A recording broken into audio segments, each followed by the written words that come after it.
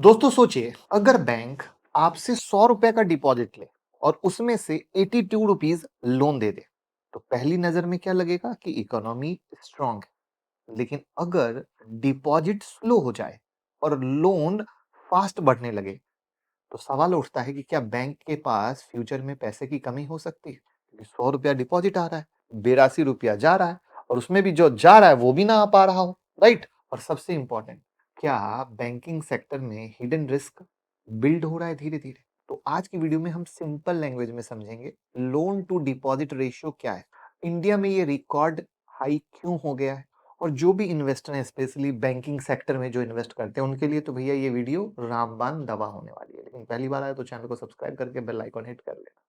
लेकिन YouTube membership जरूर join कर लेना, क्योंकि मैं कैसे ट्रेड और इन्वेस्ट करता हूँ, चाहे बुलियन हो, चाहे क्रिप्टो हो, चाहे स्टॉक मार्केट, जो स्मार्ट मनी की सोच है सब कुछ देता हूँ बहुत ही कम फी में। तो नमस्कार, मैं मुकुल अग्रवाल आपका स्वागत करता हूँ आप ही के यूट्यूब चैनल पर, जहां हम मार्केट और इकोनॉमी की बातें सिंपल और प्रैक्टिकल तरीके से समझते हैं। तो जैसा कि आपने समझा अभी तक, क्रेडिट डिपॉजिट रेशियो अब इंडिया में रिकॉर्ड लेवल पे पहुंच चुका है, राइट?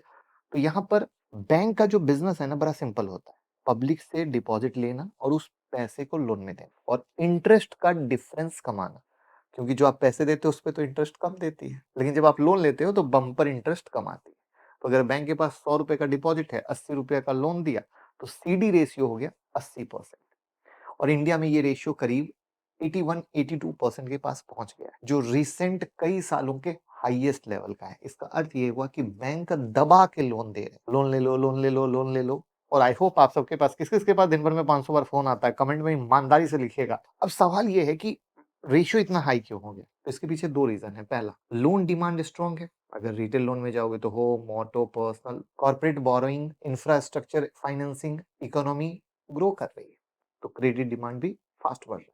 दूसरा है, डिपॉजिट स्लो ग्रो हो रहे हैं। लोग पैसा बैंक एफडी में रखने के बजाय mutual fund, stock market, small saving scheme, real estate और अब तो गोल्ड सिल्वर में शिफ्ट हो रहा है। और हर बार साइकिल आता है, कभी गोल्ड सिल्वर का साइकिल आता है, कभी रियल एस्टेट का, कभी म्यूचुअल फंड का, कभी स्टॉक का, कभी स्मॉल सेविंग का, और पैसा अभी गोल्ड सिल्वर में जाता है। तो रिजल्ट क्या हुआ? लोन फास्ट जा रहा है और डिपॉजिट स्लो आ रहा है, तो रेशियो हाई हो गया। तो रेशियो रिपोर्ट के अकॉर्डिंग क्या हुआ कि क्रेडिट ग्रोथ डिपॉजिट ग्रोथ से काफी आगे निकल गई।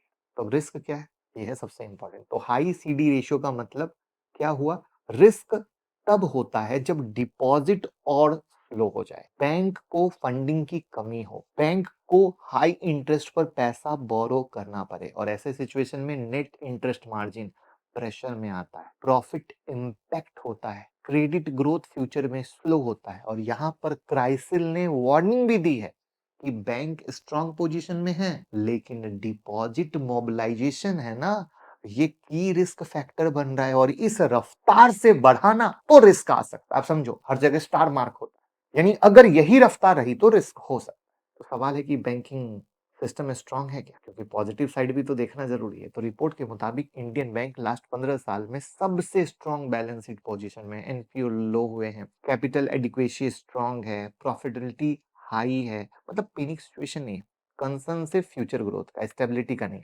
और ये फंडामेंटल के पार्ट होते हैं। अगर आप फंडामेंटल एनालिसिस सीखना चाहते हो तो मेरा मोबाइल ऐप डाउनलोड कर लीजिएगा, मुकुल अग्रवाल नाम से, एंड्रॉइड और आईओएस पर, जहां पर आप फंडामेंटल एनालिसिस के कोर्स खरीद कर सीख सकते हो।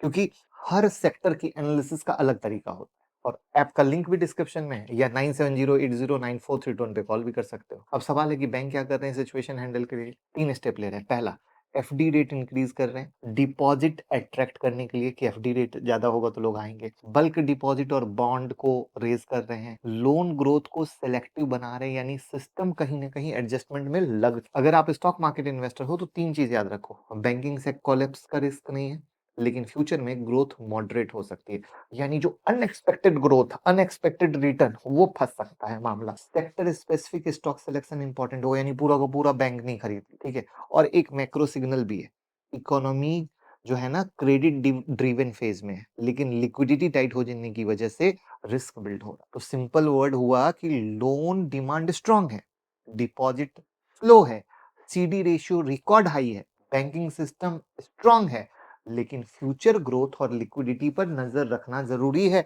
और पूरा पैसा बैंकिंग सेक्टर में ना डालें कि भैया हम पूरा पैसा बैंकिंग सेक्टर में डाल देते हैं, ऐसा नहीं। वहां पे हमें स्पेसिफिक मजबूत बैंक को देखना पड़ेगा। राइट? और मार्केट में कभी-कभी रिस्क हेडलाइन में नहीं दिखता है, वो नंबर्स में छुपा होता है। जैसे एक ज़माने में एचडीएफसी बैंक और येस बैंक की कहानी थी ना, जिसने येस बैंक की डिटेल एनालिसिस नहीं की थी, अंदर के नंबर को नहीं समझा था, वो सब बर्बाद हुए। तो प्लीज़ इस तरह के लिए ये चीज़ें देखना समझना ज़रूरी है। तो ओवरऑल ये वीडियो लर्निंग के लिए बनाई गई थी कि कंडीशन क्या है, ना कि डराने के लिए। प्लस पैसे को कैसे डाइवर्सिफाइड रखते हैं, कोई भी इंसान सारा पैसा एक जगह ना लगा दे, वो भी एक समझदारी की बात थी। वीडियो सच्ची और अच्छी लगी हो तो लोगों के साथ शेयर कीजिए। डीमैट अकाउंट, क्रिप्टो में अकाउंट और म्यूचुअल फंड में इन्वेस्ट कुछ भी आप हमारे साथ कर सकते हैं। लिंक डिस्क्रिप्शन में है। हमें भी अच्छा लगेगा कि आप हमें सपोर्ट कर रहे हैं और साथ में मोबाइल ऐप का लिंक भी डिस्क्रिप्शन में आप डाउनलोड कर लीजिए, जिससे कि आप आईपीओ की न्यूज़, स्टॉक मार्केट की न्यूज़, फ्री लर्निंग वीडियो सब कुछ आपको वहाँ मिल। Thank you.